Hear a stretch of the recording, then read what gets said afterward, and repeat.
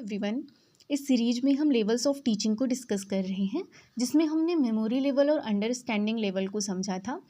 पिछली वीडियो में हम अंडरस्टैंडिंग लेवल के सिंटैक्स को समझ रहे थे, जो मॉरिसन के द्वारा टीचिंग मॉडल दिया गया है, जिसमें हमने एक्सप्लोरेशन, प्रेजेंटेशन, एसिमिलेशन, ऑर्गेनाइजेशन और रिसीटेशन को समझा था कि प्रत्येक सोपान में क्या क्या दिया गया है। वीडियो बीच में रुक गई थी, तो इस वीडियो में हम उसके आगे कंटिन्यू करेंगे।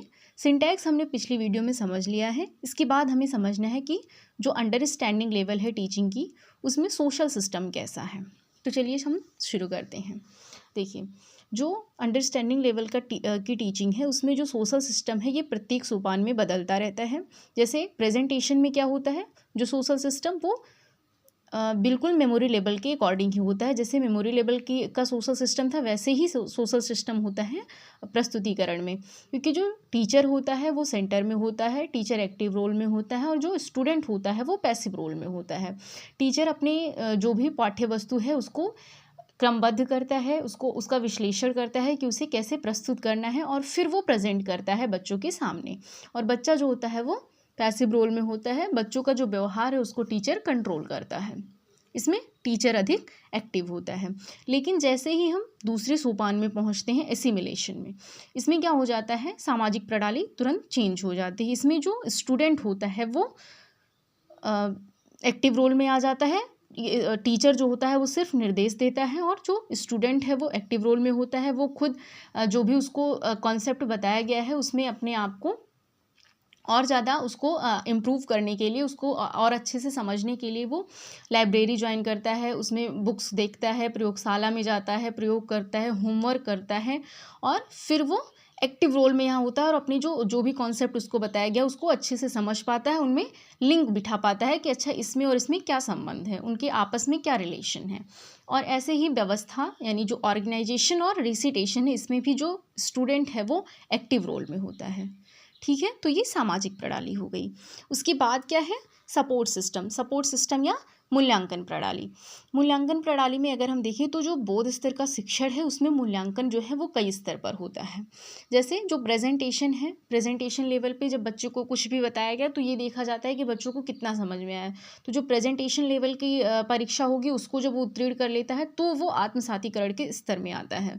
ठीक है, और फिर जो क्रमबद्ध तरीके से जितने सोपान दिए गए हैं वो उसके पहले वाले सोपान में जब वो पारंगत हो जाता है तो फिर वो अगले सोपान में प्रवेश पाता है। तो ऐसे इसका जो पूरा सपोर्ट सिस्टम है वो बनता है।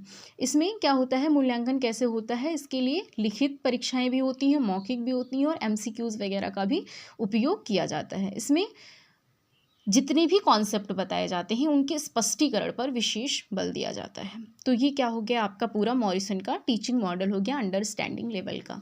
अब हम देख लेते हैं कि अंडरस्टैंडिंग लेवल में क्या क्या टीचिंग मेथड यूज किए जाते हैं। तो अंडरस्टैंडिंग लेवल में ऐसे टीचिंग मेथड्स का यूज किया जाता है जो सिर्फ फैक्ट बच्चों को ना रटवाना हो, जिसमें बच्चे समझ पाएँ खुद से, और फिर आगे वो अपने कॉन्सेप्ट को अच्छे से बिल्ड कर पाएँ और रिलेशन समझ पाएँ। जो भी दो फैक्ट या दो कॉन्सेप्ट उनको बताए जाए उनमें आपस में क्या कनेक्शन है वो इसे समझ पाएँ। तो इसमें क्या क्या टीचिंग मेथड यूज की जाती है, लेक्चर और डिमॉन्स्ट्रेशन को एक साथ जोड़कर यूज किया जाता है। लेक्चर के साथ साथ उनको डिमॉन्स्ट्रेशन मेथड से भी पढ़ाया जाता है, और इंडक्टिव डिडक्टिव मेथड का यूज किया जाता है, विश्लेषण संश्लेषण मेथड का यूज किया जाता है। तो ये टीचिंग मेथड हो गए। अब हम देख लेते हैं मेरिट्स और डिमेरिट्स के बारे में। तो जो अंडरस्टैंडिंग लेवल ऑफ टीचिंग है, इसकी क्या क्या मेरिट और डिमेरिट है ये देख लेते हैं। जैसे आपने स्मृति स्तर के शिक्षण में समझा था, तो जो बोध स्तर का शिक्षण है वो स्मृति स्तर के शिक्षण से ज़्यादा विचारपूर्ण होता है। सबसे पहले तो इसकी ये विशेषता हो गई। और बोध स्तर के द्वारा जो बच्चों को ज्ञान प्राप्त होता है वो ज़्यादा स्थायी होता है और ज़्यादा प्रभावशाली होता है। क्यों? क्योंकि जो स्मृति स्तर का शिक्षण होता है उसमें बच्चों को सिर्फ फैक्ट को मेमोराइज करने पर विशेष जोर दिया जाता है कि सिर्फ उनको जो भी फैक्ट बताया गया वो उसे याद कर लें। लेकिन जो अंडरस्टैंडिंग लेवल होती है उसमें ये फोकस किया जाता है कि बच्चों को जो भी कॉन्सेप्ट बताए जाए उसमें वो कनेक्शन समझ पाएँ, उसका मीनिंग समझ पाएँ, और मीनिंग समझने के साथ साथ वो उसको याद करें। ऐसा ना हो कि सिर्फ वो याद कर लें। ठीक है, तो ये इसकी एक विशेषता हो गई।